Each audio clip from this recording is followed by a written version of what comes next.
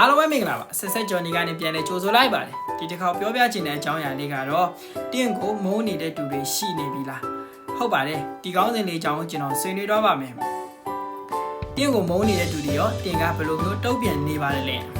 တင်ကရောအောင်မြင်နေတဲ့လူတစ်ယောက်လားဒါမှမဟုတ်လို့ရှိရင်အောင်မြင်စားလူတစ်ယောက်လားဒါမှမဟုတ်လို့ရှိရင်ပုံမှန်ခွားနေကိုနေရင်ထိုင်နေကိုကိုအမုန်းခံနေရတဲ့လူတစ်ယောက်လားဥပမာအနေနဲ့ကျွန်တော်တို့တွေတခြားအိမ်ကိုအလဲတွားတဲ့အခါမျိုးမှာအိမ်ရှင်ကနေပြီးတော့မုံပဲတီးစားတချို့နဲ့အခန့်ကျွေးမွေးတာမျိုးရှိပါတယ်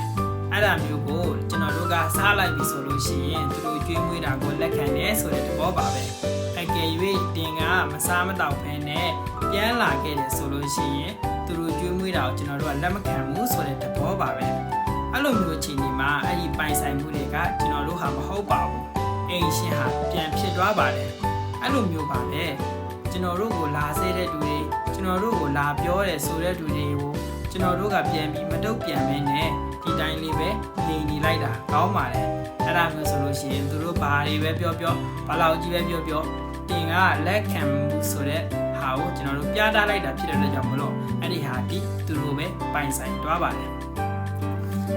အဲ့ဒီအတွက်ကြောင့်မလို့တင်ကိုဆဲဆိုတာလောက်နဲ့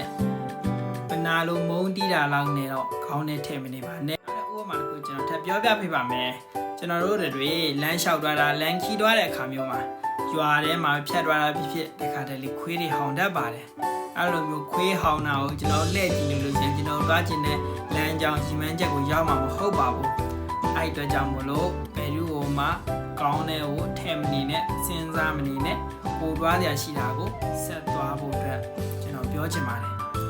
โอเคပါအားပေးတဲ့အတွက်ကြောင့်မလို့အထူးကျေးဇူးတင်ပါတယ်နောက်လည်းကျွန်တော်ရဲ့ဗီဒီယိုလေးတွေကိုကြည့်ရှုပေးပါဦးလို့မေတ္တာရက်ခံပါတယ်ကြည့်ရှုသူတယောက်ချင်းစီတိုင်းကိုအထူးကျေးဇူးတင်ပါတယ်ခင်ဗျာ